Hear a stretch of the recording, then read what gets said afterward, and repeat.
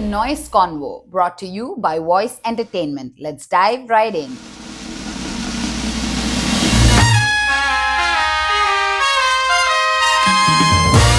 Today in the studio with us, we have Leo, aka Mista Selecta. Correct. We are so excited to have you here, and thank you for coming. Yeah, sure. How are you doing today? I'm really good, really good. Just play some music a bit, so now I rest and we can, I don't know, tell me what you want to know. How was your experience at Voyce? Yeah, see, it's very different, it's the environment in a small studio, dark, and with the volume is lower, when you play a bit louder, you present music, I can hear a little bit more. So for mixing, it's better. So it was a good selection of music for my personal idea of music, So, at the end, the mixing, if people play good music anyway, it's not just the mixing. It's not just about boops, so. But the mixing was a bit difficult for me because I couldn't hear. I tried to put it a bit louder, but it would be nice to be like maybe a bit closer to the speaker, and then you hear it. I'm used to play louder, Next time we do that. Yeah, a bit louder, yeah. How long have you been? Are you from Goa as well? No, I'm French. I'm French originally. Come from south of France, small village. Then 11 years old, I moved to Germany with my mom. I have a German stepfather. And from there on, it was like, I got 16, 17, rave, 92 this time, So I got interested in it, which I actually didn't like really techno before. I loved music. I loved music a lot.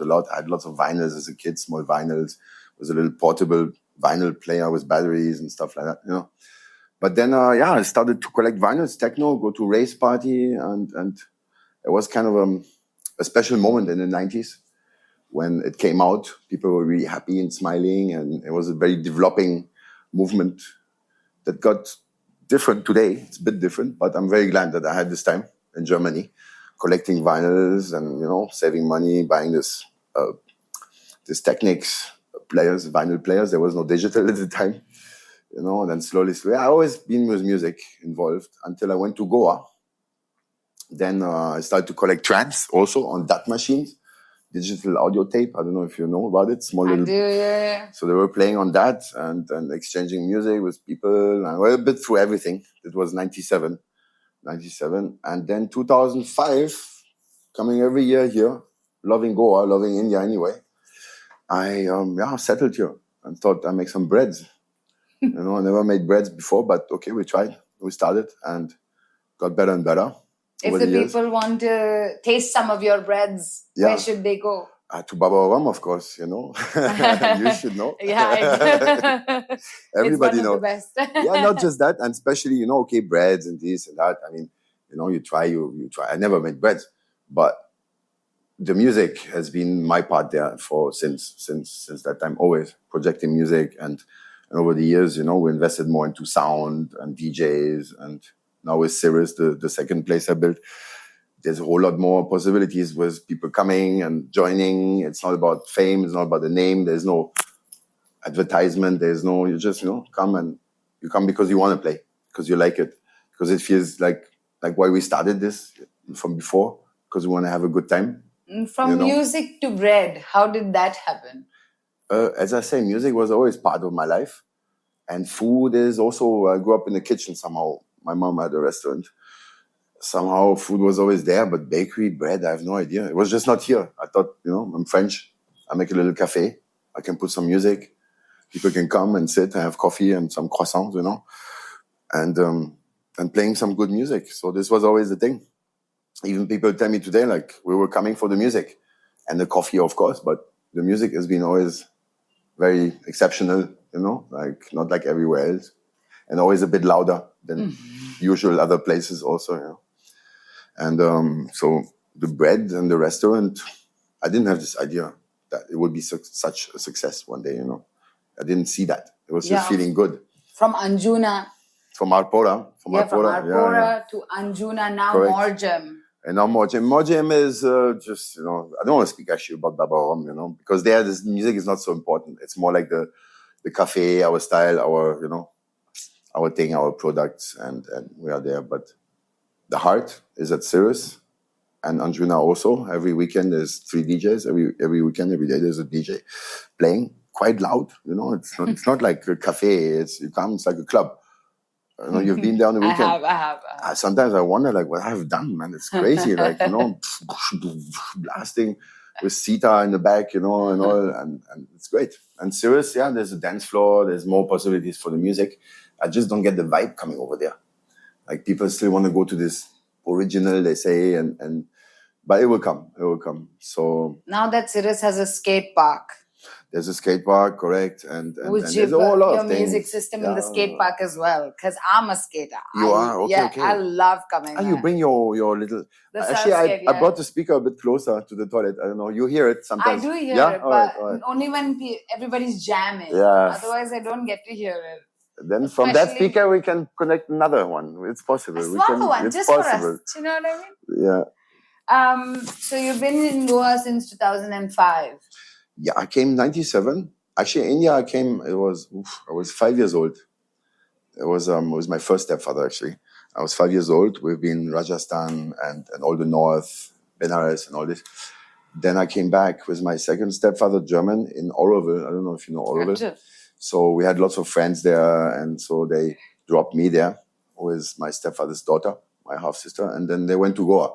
They spent a month in Goa and left us in Oroville with friends, I almost took a bike with a friend and went to Goa. I was like, I want to go to Goa, And then I saved money, and then I came 97 by my own, 18 years old, to Goa. And it was, I think, one of the craziest year ever in my life, like one of the most free and craziest experience. Why do you say that? For a person you're who's young. Never been. No, look, you're not travel by your own. You're 18 years old, suddenly you have your own money and you travel to India, to Goa on your own.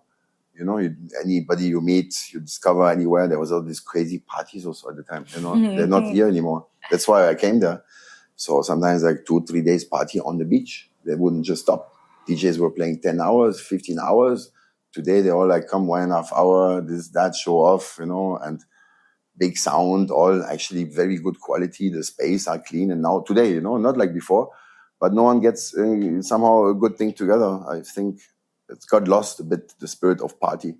Yeah, what do you think, since coming from then, how do you think the music has changed? The scene has changed in Goa? See, the music changes the scene anyway. There is always good music. It's just got so spread out now today that between all this chaos of a bit of nonsense, I would say, it's hard to get, a night with a flow of music, which was before, as I say, DJs were playing 10 hours, until somebody come and say, hey, should I take over? Oh, yeah, thank you, It was like that, And they had to record the tapes in real time. Today they download MP3 or I play controller also. But as I say, I mix anything. I mix with other people. They have CDs, they come, they whatever.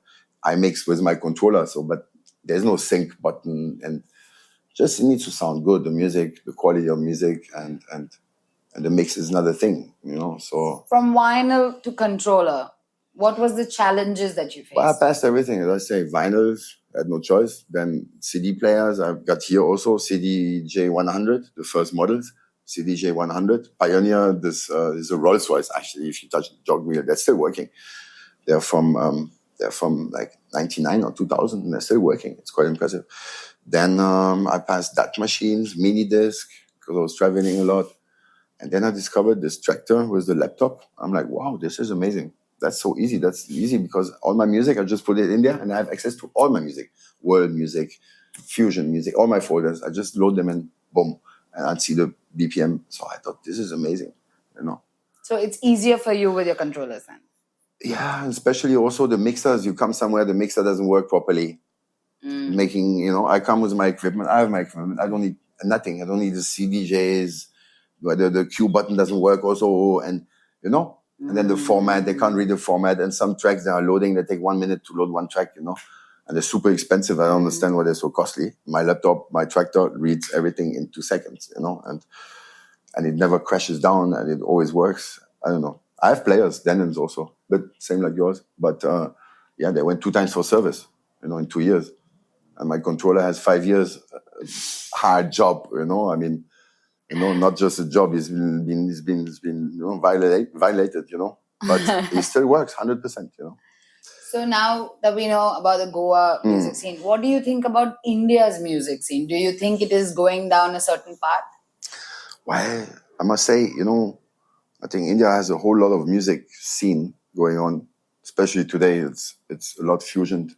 Everyone has a laptop, Ableton, you put beats, electronic beats. You can always add percussions and whatever, but I think there's a huge movement and a big knowledge of music also in India compared to Europe or whatever, in India. So actually, I think something big is going to come in India in electronic music.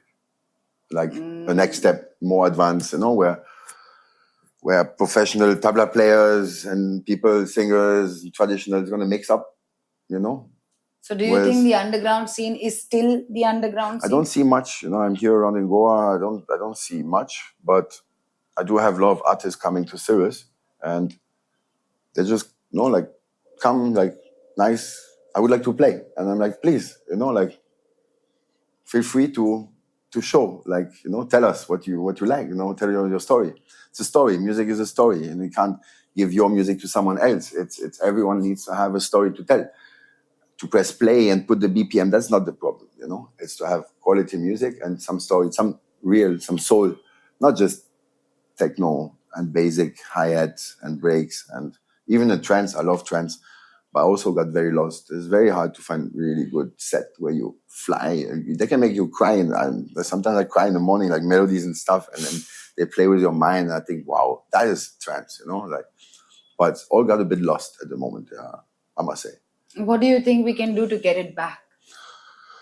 Oh, I am doing, as I say, you guys, okay, see, you have the studio Voice. You encourage me, means you are very open to different music, definitely. It's not just, because this guy is known or he plays tech house, whatever. So we need this. We need Baba Oram like me who puts DJs there and a lot of young guys from Iggy. I don't know if you know Iggy from Sirius. So they all hang around with me. And they tell me, no, Leo, you're the best teacher. Thank you so much. I said, I've never been a teacher. So did we take an appointment? Did I charge you? Did you pay me? No. I said, you're a good observer and you like it. So they watch, he listen to music and how we mix. And I must say, some of these young guys now, they are better than many other DJs who have a name and go around and getting a wedge or making a life out of it. Those guys understand it way further already by being just hanging around this kind of environment. People who understand the music and want to learn more. And expose it, I mean, I'm not consider myself as a DJ, more as a representative of other people's music, And each track actually, I believe, needs to be saying something. I can't start in the middle or finish in the middle.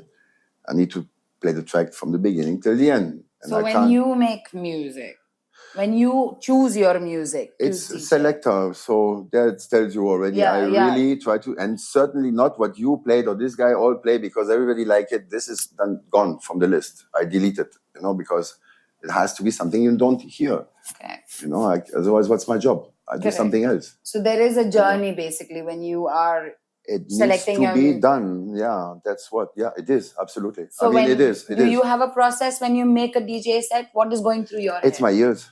100% the ears, and sometimes we at Sirius, the Iggy comes along, then some other DJs, and then we all start to mix together. We have 3 people, then one guy do some microphone rapping a bit. You have a mic? Yes, mic, boom. And we're like, there are 3 DJs, one guy rapping, all improvised, with some scratching, some loops, and some track, putting the beat, and it's all improvised, it's all the ears, Do you think when you're mixing and doing all these improvisation, if you're in a bad mood, does your mood affect what you're playing? Absolutely. Does your sound come out? If you're in a bad mood, don't play. I think that's why also I don't take bookings because in the future, if you tell me, okay, tomorrow, now I'm like, okay, tomorrow, all right, I play tomorrow, But in 1 month, or I don't know, in a couple of weeks, maybe on that day, I had such a long day. And hassle also, maybe, and the last thing I need now is to play music. And you also, why should I come now? And this is really, and we don't get paid for 50,000. If it's only the money at the end I go for, then that's wrong too. Then it's even more worse, I do it because of the money. So I have to do it because I'm in a good mood and I love it. And this you project. if you're in a bad mood, you can't project nothing. You know, it's not going to work. So you have to be in a good mood, definitely. Or you're serious and you do it for the money and this, but it's not the same. Then we speak different language, for me. When was that time, that moment in life when you decided, when you heard something or something happened in your life that you decided, yes, this is what I want to do. This is the music I want to play. Or this is exactly how my life should be. No, not at all. Aha moment. No, not at all. See, like I say, young, excited, rave, 90s. You know, like, I don't know if you can understand. It was like Love Parade, 1 million people. After party, 12 hours outside Sunday, Saint Fate, playing for 12 hours outside of the Tresor Club. This was what I was doing, you know, going around like Frankfurt and Omen and, you know, taking a lot of nice little, you know, and we had lots of fun. It was real, you know. And then I came to Goa in 97. There was this great party, 200 people here and there, boom. You know, it was beautiful. That was real. That was pure. Now, it's not the same anymore. And I'm very glad that I actually never became a DJ. The idea was to become a DJ, but it's too primitive. I think compared to what I've done, plus having the music, I have speakers. I can play anytime there's a stage. Friends come, they sit behind, you know, where they have coffee. And then, you know, like, and I'm playing music, they're listening. Artists come and it's not for the money. It's my place. My business is running with the music as a hobby in the background. So I'm very glad that this DJing never caught me in my life. You know, it's a sacrifice. And if you are 60 years old and you made your life with it, your career, and you making good money, you know, because you need to one day. You will not be like this forever. It's quite a tough job. And I think it's a sacrifice, you know, because you sacrifice your life for nightlife, for not much. It's a time in your life you have this, yes, but one day, you know. Do you say that anybody who's trying to be a musician in this time has to be very patient and be financially stable to start? If you're a musician, we talk differently. You travel, you move. If you're just a DJ, playing tracks from other people, not even making a live act, it's your production, like, you know, we just being a DJ. I think this goes away. It's a young thing you want, and it's party and all, but you skip out on a lot of things in your life, you know, the next day. And I think if you don't make a career out of it, then you really wasted your time. If you made good money and you're famous, you know, okay, you want to stop, you have money, but it's still been a sacrifice, I think, for a whole bunch of people who just want to party and talk a lot, you know, when the night is long. Literally, this is what parties are now today, you know. It's not about just dancing, you know, it's a lot, I don't know, it's. So, you know, I'm glad I didn't go through this. You know, I'm traveling around the world now, being a DJ and boom, getting a lot of money and this, but actually being tired and can't play what I want. So now I don't have a limit of music. I never decide. I play reggae, I play this, I play that. It can be anything. It can be like, you know, and it's my sets are 5 hours, 6 hours. I don't play 1.5 hours. I tell, I come, I party with you, give my 1.5 hours to the other DJs, they will get more time.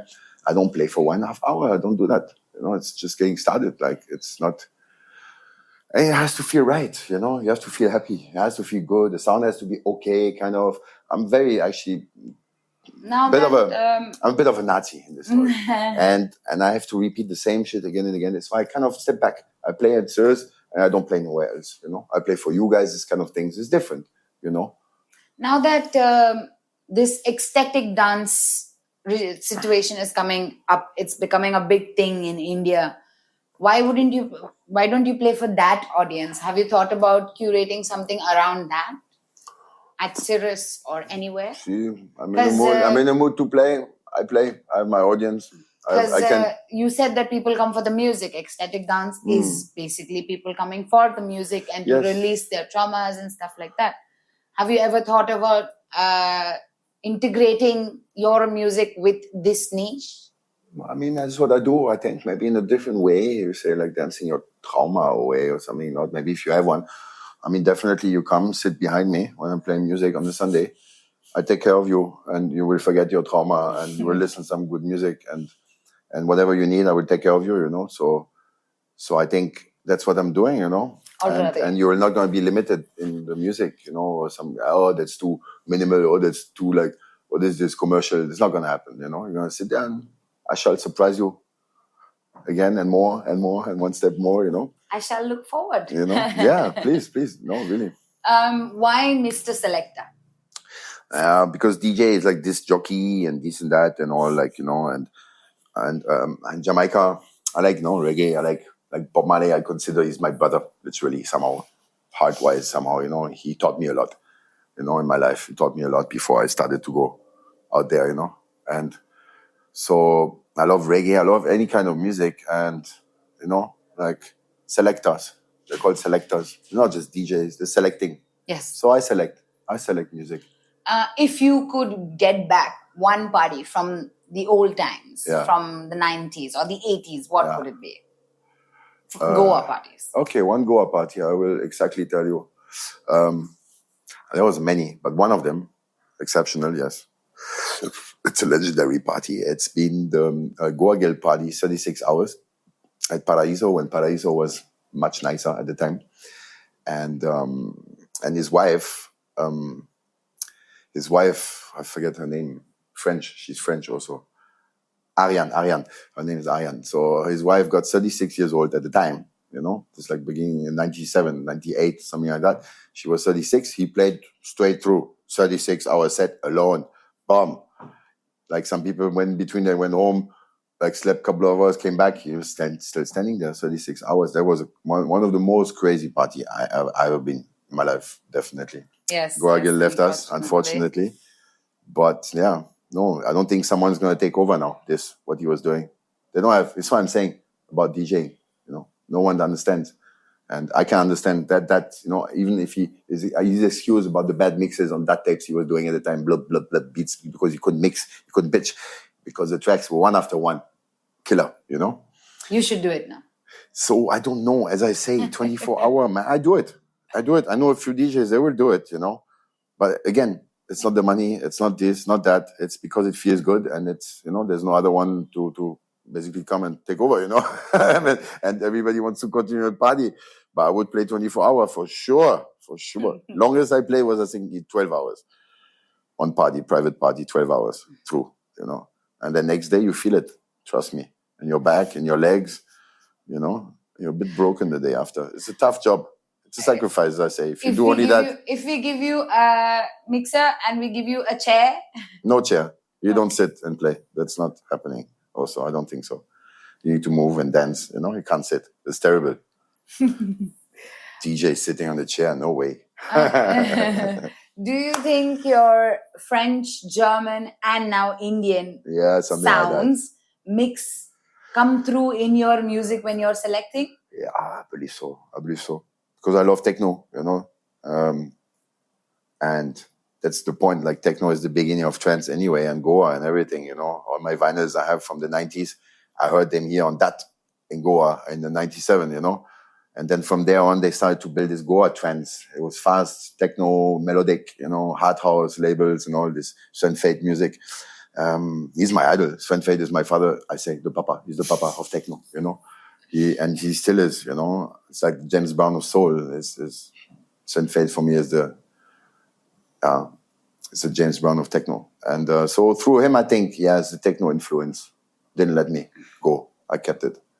But as I say, I built a lot of things in between, raised 3 children and 2 now raising. One is already 20, so it's all beautiful, and anytime. You can't be a full-time DJ and do all these things, It's...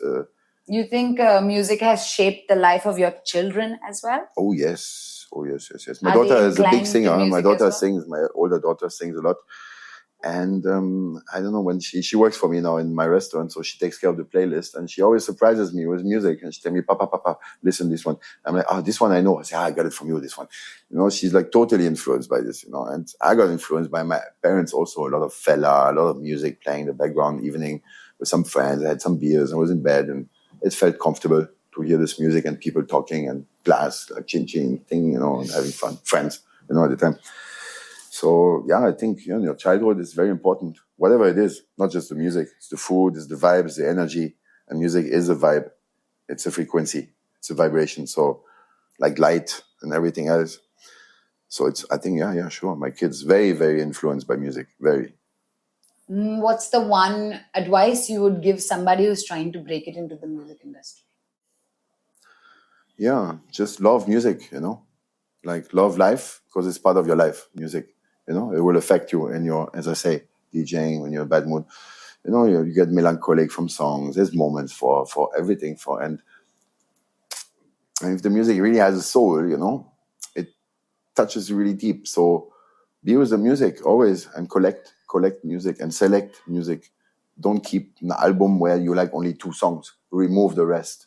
Remove all what you don't like. Keep only the number one. Even if it's Beatles, only one song you like, then this song shall be. But the rest, no, don't get mixed up, after, like confused. So anything you grab shall be playable according to your senses, So, so you want to be a DJ, it's not just, like copying what others do and listening, oh, this is the top 10 track and I don't know what, man. Some stupid voices and stupid rays and all the same. No, you need some messages there and so you need to find it. It's not just tech house, music we're talking.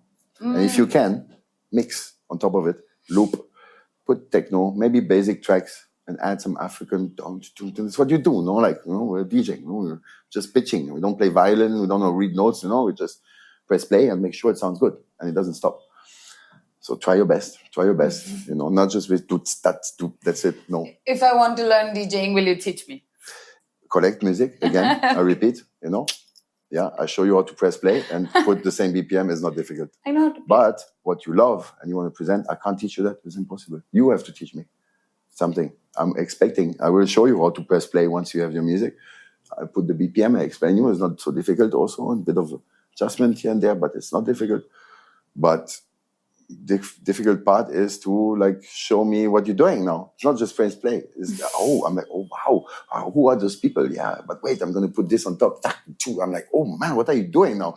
yeah, you like it? Yes, I love it. So, but if I give you all my music, I know all the songs.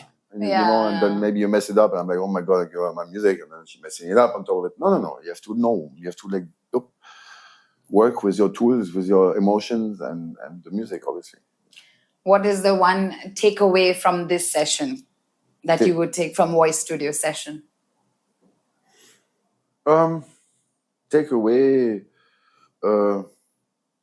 look, just a bit out of my house. I mean, I haven't been in Baba Ram today to my restaurant. I did something else and gave something I hope that people will enjoy. Like I'm gonna now go in my car, put some music, and drive back.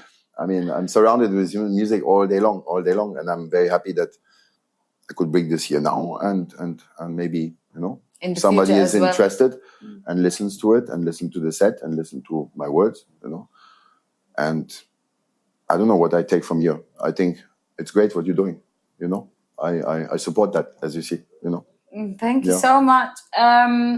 Also, if you had to describe Voyce Studios in 3 words, what do you say? Yeah, I don't know. You guys just discovered it, but it's professional, You're doing it professionally, I can see. And I know Mati also he surprised me, for example. I'm like, nice music. And yeah, I make this track. I'm like, wow, you make this? I say, yeah. Wow, okay. Next track. I say, wow, you make this also? He said, yeah, man, all this I make. I say, man, I love it. Don't you? This is, and and there's not many moments like that where I can. So I think yes, he should go on with that. And obviously, it's not just DJing. He's saying now DJing and making music is going to be placed back. And I was telling him, for me, it's the same. I have studio at home, and since 25 years, I'm trying to make music. I work on the first Cubase on the Atari in my father's studio. He showed me it was a keyboard. Like I was making tracks coming back in the 90s, coming back from the parties in the morning, trying to make some music and all. So I know all this, but I never finished really music. And you need the time, you need the good mood. You need to be free in your mind and feeling good. It doesn't work on the button, let's make music now, I've got an hour, and it doesn't work like that. It's a life experience, music. And I think, he's right. Yeah. Now making music and DJing is secondary. Now primary is connecting people, having a studio, recording music. And that is, for me, I think, yes, that's not a sacrifice. That's the music. That's music, There you work with music, and there you will not get tired just as being a DJ, This is already more than that, Your world is surrounded by different not just by party and DJs, you know. That's it for the interview. Thank you for letting us have you. It was great to talk to you. Thank you so much.